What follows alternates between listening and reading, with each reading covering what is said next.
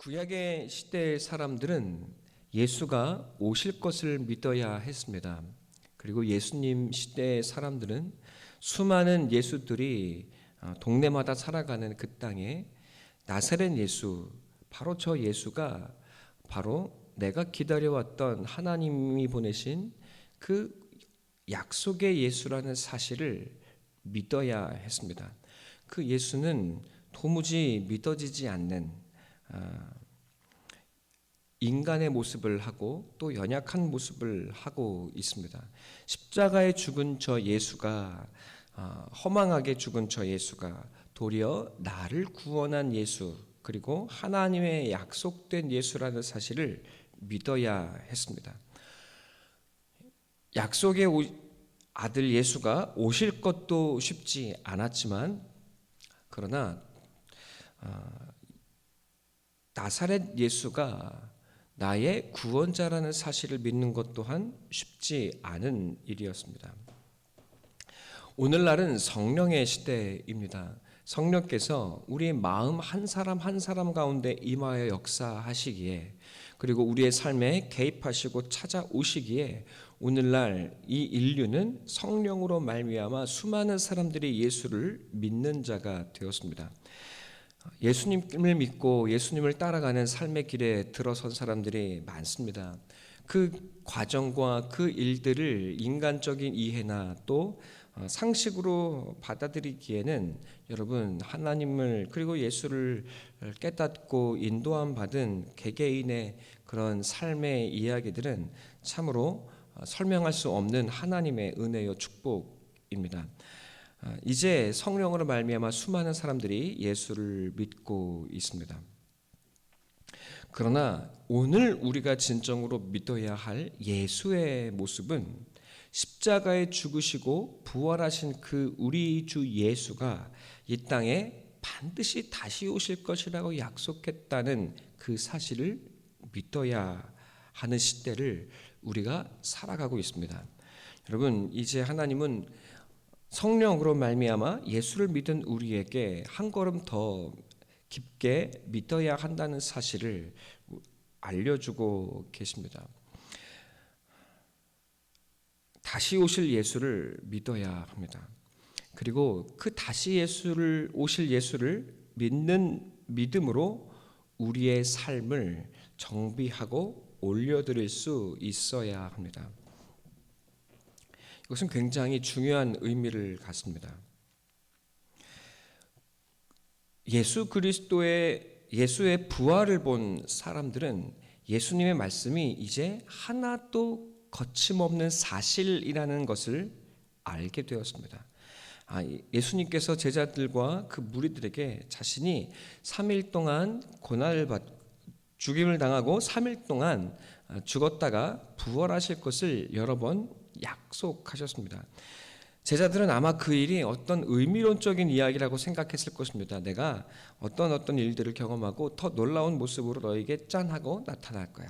여러분, 이렇게 쉽게 생각했을지 모릅니다. 그러나 예수님은 정말 죽었습니다. 그리고 정말로 부활하셨습니다. 베드로는 그것을 믿었기 때문에, 그것을 눈으로 보았기 때문에 예수의 부활, 죽음을 이기신 그 하나님의 능력이야말로 거짓 없는 사실이라는 것을 두 눈으로 확인했습니다. 이제 그렇기에 베드로는 죽음을 두려워하지 않는 사람이 됩니다.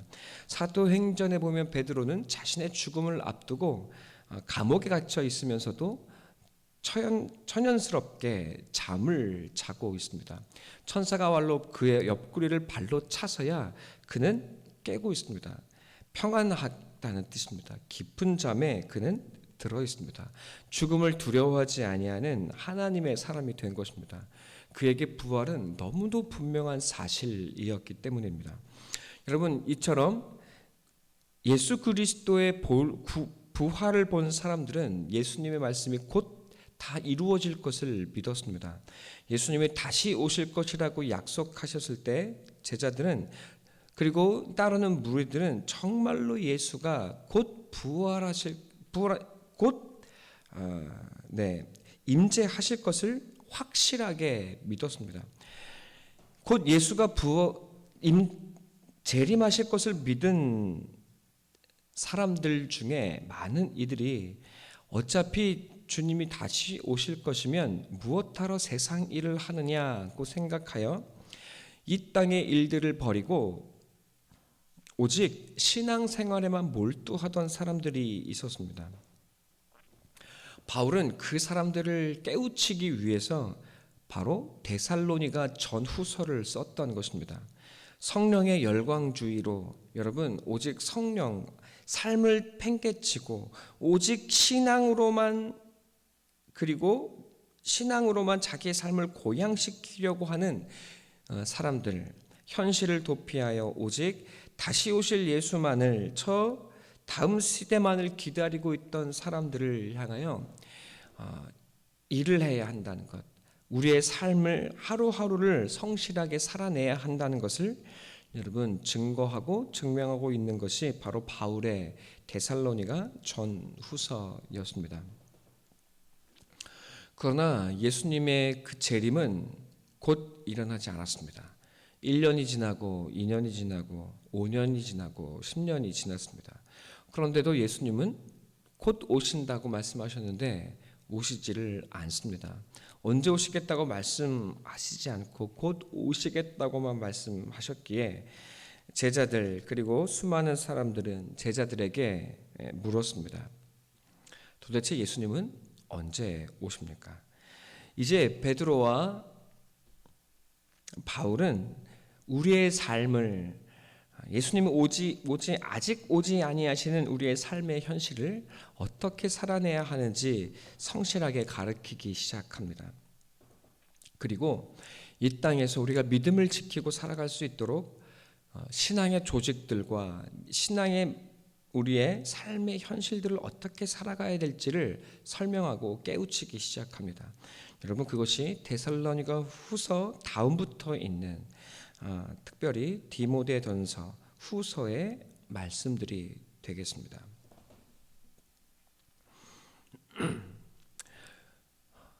그리고 2000년이 지났습니다. 2000년이 지나도록 예수님은 아직 오시지 않았습니다. 대체 언제 예수가 오시는가? 이것이 우리 모두의 궁금함이고 또 하나님께서 우리에게 주신 기회이기도 합니다. 많은 사람들이 오래도록 예수님의 부활을 기다렸지만 오시지 않고 있기에 이제 많은 사람들은 예수의 재림이 하나의 신학적인 의미론이라고 생각하는 사람들이 늘어가기 시작했습니다. 부활은 곧 예수를 믿고 내 삶이 새로워지는 것이야. 여러분, 재림은 이 땅에서 우리가 하나님이 오실 것을 경고하심으로 말미암아 우리의 삶을 긴장하게 하기 위한 하나님의 작전이야라고 생각하는 사람들. 그리고 예수님의 재림은 또 한편으로 이 땅에서 내가 주님의 그 성령으로 뜨거워지는 것이 또 예수님의 재림이야라고 말하는 사람들도 생기기 시작했습니다. 그러나 예수님은 분명히 말씀하셨습니다. 재림은 있을 것입니다. 예수님은 다시 오실 것입니다. 오늘 말씀하시는 것이 바로 이 예수님의 다시 오실 것에 대한 약속입니다. 성경은 예수가 반드시 다시 오실 것을 이야기하고 있습니다. 어떤 일들이 있겠습니까? 교회에서는 부자가 있을 것입니다. 또한 작은 과부의 2렙돈을 드리는 이 모습처럼 교회에서조차도 자신의 이 작은 헌금을 드리는 것이 부끄러워 몰래 하나님께 자기의 전부를 드리는 2렙돈 전부를 드리는 과부와 같은 사람도 있을 것입니다. 주 안에 사랑하는 성도 여러분, 예수 그리스도로 말미암아 하나가 되어야 할 교회에서 여러분 이제 교회에서조차도 빈부의 격차가 일어나고 자기 자신을 자랑하는 무리가 생기고 가난한 자들은 부끄러움을 당하는 일들이 일어나게 될 것입니다. 여러분 마지막 때가 되어질수록 예수님이 이 땅에 다시 오실 때가 되어질수록 이 땅의 교회의 모습은 아름답고 휘황찬란한 모습으로 거치대를 하고 있을 것입니다. 그러나 주님은 말씀하십니다. 돌 위에 돌 하나 남기지 아니하고 이 땅의 거짓 신앙의 치장들은 다 무너지게 될 것입니다. 과연 우리가 그때를 언제 알 수 있겠습니까? 이미 이 세상의 과학자들과 사회학자들과 이 땅의 많은 사람들은 마지막 때가 가깝다고 우리에게 경고하고 있습니다.